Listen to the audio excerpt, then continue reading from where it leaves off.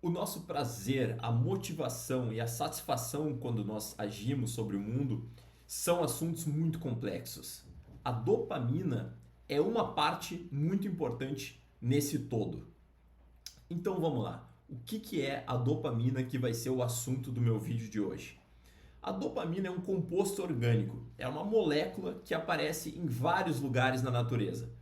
Por exemplo, ela aparece em quase todos os animais e aparece também em plantas, para dar uma noção para a gente da abrangência que o mesmo composto orgânico pode ter em várias operações fisiológicas diferentes. E assim também é no nosso cérebro. A dopamina no cérebro funciona como um neurotransmissor, que é uma molécula que serve para que os neurônios cumpram o seu papel fundamental, que é o de transmitir e processar informações. Então, a dopamina é um tipo de neurotransmissor e ela é produzida em várias regiões distintas do cérebro. Ou seja, ela não tem um único papel funcional dentro do cérebro humano. Ela cumpre várias funções. Por exemplo, ela é importante na formação de memórias, ela é importante para a produção e regulação de certos hormônios, ela é importante também para iniciar o movimento, a parte motora do corpo, e isso está associado com a doença de Parkinson, que afeta neurônios dopaminérgicos. Só que uma dessas funções da dopamina recebe muita atenção, e vai ser o tema próprio do nosso vídeo de hoje, que é o sistema de recompensa do cérebro. Vamos falar um pouco sobre o que é esse sistema de recompensa. O sistema de recompensa no cérebro, ele é chamado do sistema mesocorticolímbico dopaminérgico. O que esse nome complicado significa? Dopaminérgico é porque ele funciona com o neurotransmissor dopamina, ou seja, os neurônios são dopaminérgicos, e corticolímbico significa que as vias se estendem para o sistema límbico, que é o sistema que controla as emoções, e também para o córtex. Córtex é aquilo que reveste algo e é a parte mais superior do cérebro. Então, a gente já vai notando que o sistema de recompensa ele tem tanto uma conexão cortical com as áreas mais superiores e também com o sistema límbico. Então, existe um princípio em neurociência que diz o seguinte: para que a gente entenda como um sistema funciona, nós temos que nos perguntar sobre qual tarefa ou qual problema evolutivo ele resolve. Ou seja, o que esse sistema entrega para o organismo para que ele exista, para que ele tenha evoluído na seleção natural. O sistema de recompensa cumpre um papel muito elementar, mas fundamental para a vida dos seres e, sobretudo, dos seres mais complexos na organização filogenética. Qual que é essa tarefa que ele cumpre? Bom, a tarefa que ele cumpre parece ser muito básica e é a seguinte: os organismos, seja um rato, seja o ser humano, seja um primata não humano, seja um cachorro, todos eles precisam se comportar para conseguir sobreviver e reproduzir. Eles não podem só ficar parados, eles têm que agir sobre o mundo para conseguir sustentar a vida. E para isso, eles também precisam agir sobre o mundo de uma maneira que não é aleatória, que não é de qualquer maneira, mas é de uma maneira direcionada para o que importa para a sobrevivência e para a reprodução. Ou seja, precisa existir no cérebro, é necessário que exista um sistema que faça com que a gente se interesse por determinadas coisas e não tanto por outras. Ou seja, o alimento vai ser muito interessante, a sensação de conforto e de segurança vai ser muito interessante, a sensação de se aproximar de alguém que a gente possa reproduzir, que a gente possa se envolver, também vai ser muito interessante. Então precisa existir uma parte no cérebro que nos recompense, que nos motive para fazer isso tudo, mais do que fazer qualquer outras coisas. E a dopamina é importantíssima para fazer essa sinalização. Então, nós podemos dizer que o sistema dopaminérgico cumpre duas tarefas. Ele nos sinaliza quando há algo de interessante no nosso ambiente e ele também nos motiva a continuar buscando esse algo de interessante que tem um valor muito grande para nossa sobrevivência e também para nossa reprodução. Então, a função fundamental do sistema dopaminérgico de recompensa é fazer com que um organismo detecte e persiga oportunidades para melhorar a sua condição de sobrevivência e de reprodução que estão no ambiente. Só que esse sistema de recompensa tem muitas características curiosas para a gente estudar e conversar e que ensinam muito sobre a natureza da nossa motivação. A primeira característica é que esse sistema está sujeito a um fenômeno que se chama habituação. O que isso significa? Imaginem o seguinte, que alguém gosta muito de tomar um café na manhã. E lá pelas tantas ele é presenteado com um café novo, um café especial, um grão que ele pode moer e que traz para ele uma sensação muito boa toda vez que toma esse café. Imaginem que essa sensação, ela certamente envolve a liberação de dopamina no sistema de recompensa. O que acontece é que quando a pessoa vai consumindo esse café diariamente, esse prazer que ela tem de tomar esse café diferente vai arrefecendo, vai progressivamente diminuindo. Ou seja, todos os estímulos que nos recompensam, se forem repetidos por muito tempo, vão diminuir no potencial que eles têm para liberar dopamina. Isso é uma característica compartilhada em vários organismos que usam o sistema de recompensa dopaminérgico. Isso acontece em roedores, acontece em primatas não humanos e acontece no ser humano também. É uma característica muito antiga do ponto de vista evolutivo, a habituação, que nada mais é que se acostumar com as coisas que nos recompensam e fazer com que elas diminuam gradativamente o potencial de atuar no sistema de recompensa. Isso parece ser, evidentemente, uma constatação um pouco deprimente até. Notar que todas aquelas coisas que nos dão prazer, alguma pessoa, se ela gosta de comer muito sushi, bom, se ela comer todo dia, ela vai, num certo momento, não ter toda a recompensa que ela tem se o consumo de sushi dela fosse mais esporádico. Da mesma forma, uma pessoa compra um carro e nos primeiros dias fica maravilhado com a experiência de poder olhar para o carro, sentar, dirigir. E depois isso vai arrefecendo, vai perdendo o brilho que trazia para a pessoa. Então, isso é uma característica da motivação humana que permeia várias das nossas experiências. E por que é assim? Por que o sistema dopaminérgico funciona dessa forma? Bom, basta a gente lembrar da função essencial que ele cumpre, que é fazer com que o organismo identifique oportunidades e persiga oportunidades no ambiente.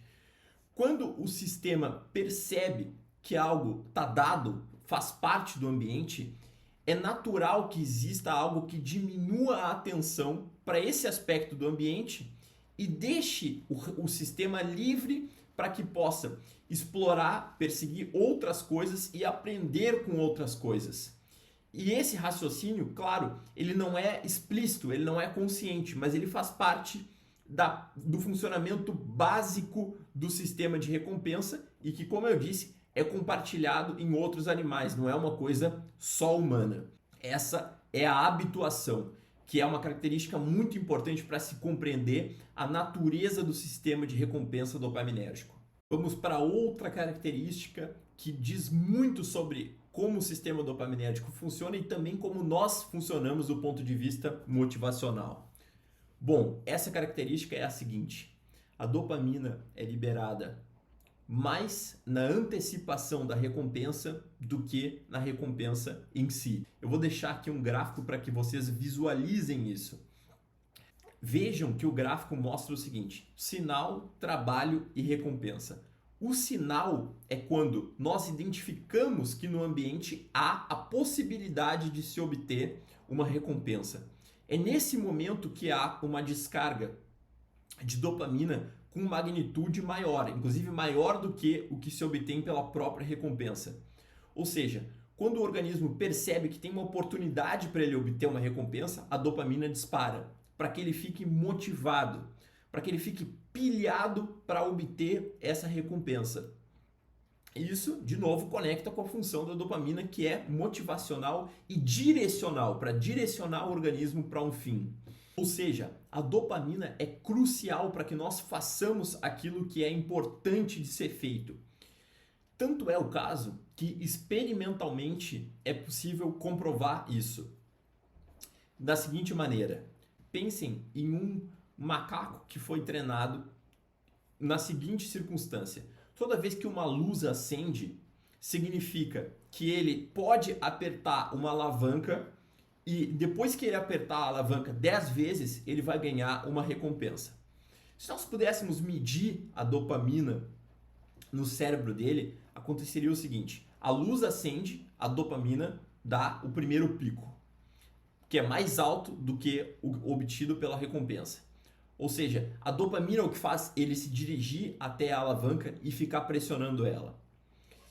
Se nós danificarmos o sistema mesolímbico dopaminérgico do macaco, tirarmos os neurônios de ação, mesmo que a luz acenda, ele não irá apertar a alavanca. E inversamente, se os neurônios forem estimulados com eletrodos, ele vai apertar a alavanca ainda que a luz esteja desligada, mostrando como a dopamina é crucial, é essencial para a nossa motivação e para o comportamento dirigido para determinados fins. E a maior parte da dopamina vem na antecipação do objetivo e não com o objetivo em si. Isso também, evidentemente, faz com que a gente se pergunte qual o papel o sistema dopaminérgico pode ter com transtornos mentais. E de fato ele tem. Por exemplo, uma pessoa que está sujeita a um estresse crônico ou a dor crônica tem uma inibição do sistema mesocorticolímbico dopaminérgico, fazendo com que coisas que antes eram prazerosas se tornem desinteressantes. O nome desse sintoma é anedonia.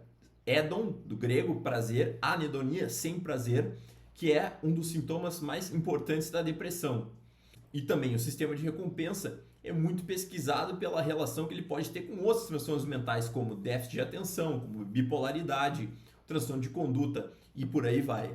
Vamos para a última característica do sistema dopaminérgico que é muito importante, que é a força que a incerteza tem para disparar a dopamina no sistema de recompensa.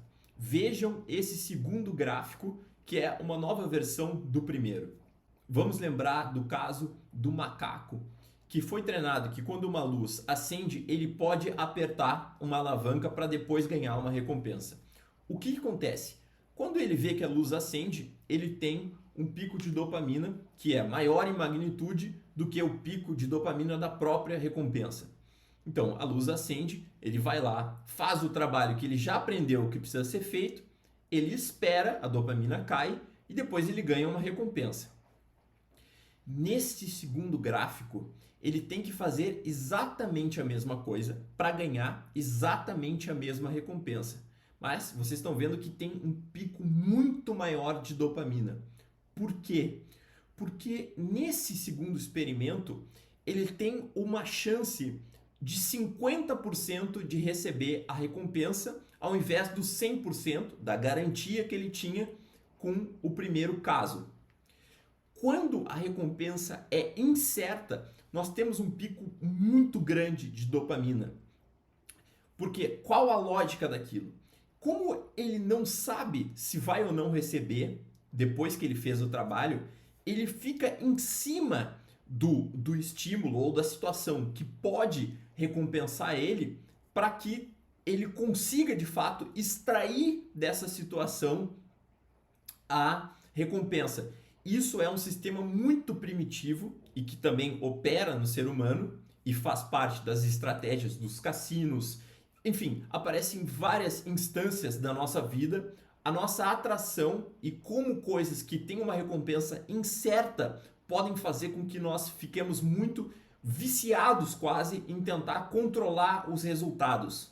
Ou seja, de novo, se aplica aquela mesma lógica que nós comentamos no início. A lógica do sistema de recompensa é fazer com que o organismo se interesse e extraia do ambiente certas coisas interessantes e proveitosas. Quando a recompensa é incerta, então faz sentido, de um ponto de vista evolutivo, que o organismo continue a despender energia para tentar tirar o máximo daquela situação.